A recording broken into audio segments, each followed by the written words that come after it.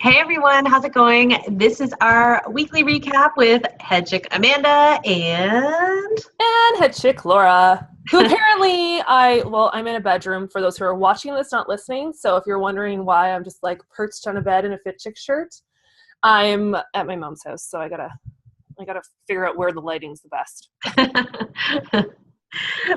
So this week on our podcast, we were talking, while I had the honor of interviewing the lovely Mindy Milray, and we were chatting a lot about Tabata specifically, and we were talking about HIIT training as well, but really, like, she is like the guru, like the master, like the go-to when it comes to Tabata training. And so I really wanted to dive into that with her. So if you haven't had a chance to listen to the podcast, make sure that you do, because it will tell you all about what Tabatas are, how they work, everything else. But if you're looking for the quick recap, Laura, explain quickly. I'm putting you on the spot.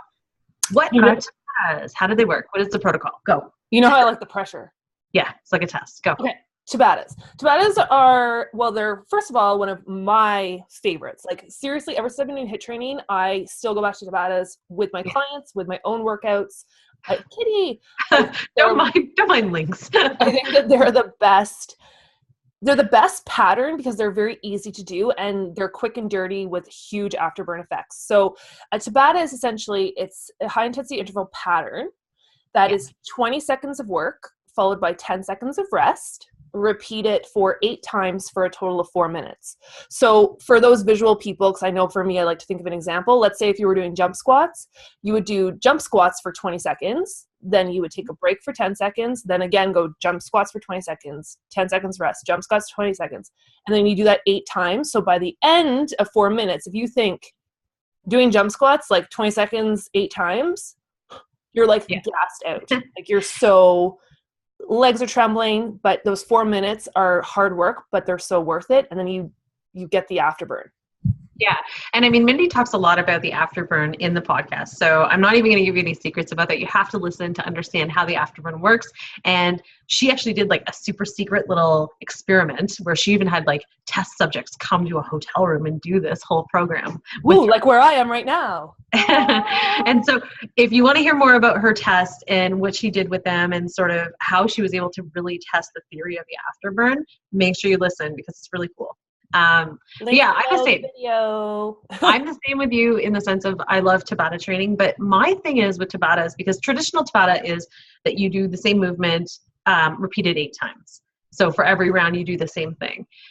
My problem is that I get a little bit bored sometimes, right? And so what I actually personally really like to do when I'm incorporating Tabata training into my workouts, especially if I'm just doing it's something really quick and dirty, like all I'm doing is Tabata or something like that. I actually like taking 4 moves. So say, for example, I usually choose one move that I really don't like. Like, let's say always start with things you don't like. Yeah. So I'll do like burpees. Then I'll do something I really like push-ups. Then I'll do something like jump lunges. And then I'll do like star jumps or something. So I'll literally choose 4 movements, do them each 20 seconds, 20 seconds, 20 seconds, 20 seconds with the rest in between. But then I repeat that whole sequence 8 times. So essentially I'm actually doing 4 full rounds of Tabata because I'm using each of those movements. I'm doing each of those movements 8 times, but I'm just breaking it down so that I'm just doing it 20 seconds. For me, that just seems to work really, really well. I know it's not the traditional way. And I know if Mindy was listening, she'd be like, no. Well, the Tabata purists, they're like, no, the real Tabata has to be done this way because that's how you get true afterburn. Yeah. But like you were saying, it's such a fun pattern. So if you're an instructor or if you're just doing your own workouts, it's such a great pattern because you just can plug in whatever exercises. Like I know you were just saying you like to do the 4, right? Yeah. And then repeat those. I like to do as well. I'll do 2. And we have a video on Fit Chicks. We have a video called Tabatas with a Twist. And it essentially is 2 exercises that you do back to back. So it could be a strength and a cardio. It could be, 2 different exercises for the same muscle group. Let's say like if you were doing like a chest press and then you did push-ups. So you're alternating back and forth. It could be like pretty much whatever you want it to be as long as you're doing it in that pattern. But what I always like to tell people is that that's doing the Tabata pattern. That's not doing an actual Tabata. So if you want to do the actual Tabata, same exercises, 8 rounds, 20 seconds on, 10 seconds off, 4 minutes total. Totally. And so for anyone that's listening, the whole reason why you want to do it is because of the afterburn, and also because it's the easiest way to get a really fast workout in a very short period of time, because you can literally be like sweating after 4 minutes. Like you get 4 minutes, it's like a 4-minute workout, and you could literally be like out of breath, feeling your legs like jello, like you said, if you're doing the jump squats or something like that. But also what I really like about Tabata is that it makes it completely like something that is attainable for anyone, because it's like you can always kind of manage 20 seconds, right? Like 20 seconds is like, it's not like a big commitment of time. You don't feel scared. You don't feel like you have to go slowly and progress, because it's only 20 seconds. So you can go full on for that 20 seconds. And that's the whole purpose behind it. So if you haven't checked it out, and if you haven't tried Tabata training, you need to try them, because we highly recommend them. We do them in all of our HIIT classes. And again, if you need to know more about what Tabata training is, you want to learn a little bit more about what Mindy has to say, then definitely check out our podcast on iTunes in the link below. And we also have another podcast we did a while back. Oh, that's right. We got into a lot of stuff to do with Tabatas for our own personal, because I know just the one thought I wanted to add to that too, when you were saying about quick and dirty with it and how to utilize it. Like if you don't have a lot of time, and that's the thing, a lot of people now, their biggest reason for not exercising is lack of time. Yeah. But you can do them, like you said, in the morning. You can do them just, for a quick, even one is better than none. Totally. But I also like to, for my strength training girls out there who like to lift weights and aren't doing any cardio, there's always this battle between the strength and cardio world. But if you are looking to do some cardio, they're amazing to add as a finisher. So after you do your weight training, do a quick Tabata just to burn it out, and then you're good to go.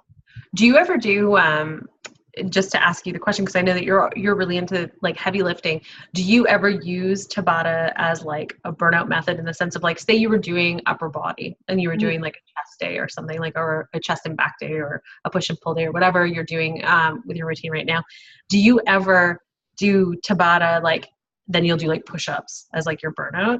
Do you do that? Do you sometimes push yourself to that? Do you push yourself to those limits, or do you try to keep it very cardio specific? It kind of depends, but usually like by the end of like lifting weights or whatever, if it's chest day, like 8 rounds of push-ups, I wouldn't be able to do it. That's why I'm asking. Yeah, I know. I'm just curious. I want to know how strong you are. No, I'm just curious to know. I know you're not strong. That strong right now. No, you are strong. I'm just joking around. No, I'm not. I mean more like, what is sort of better in your opinion, or at least from your own personal experience, what do you find is the most beneficial? Do you like to use it more as like a burnout, so that you get the afterburn after your surgery? I like to do it more of like a cardio, so the big plyometric moves, or if I'm in the gym, I'll do like sprints on the bike for 10 seconds. I find with Tabatas the best thing for machine wise, because if you're doing a treadmill, like sprints and stuff like that, you've got to start and stop it, right? So the treadmill, or what I do is I keep it going and I jump my feet on the outside. Jump on.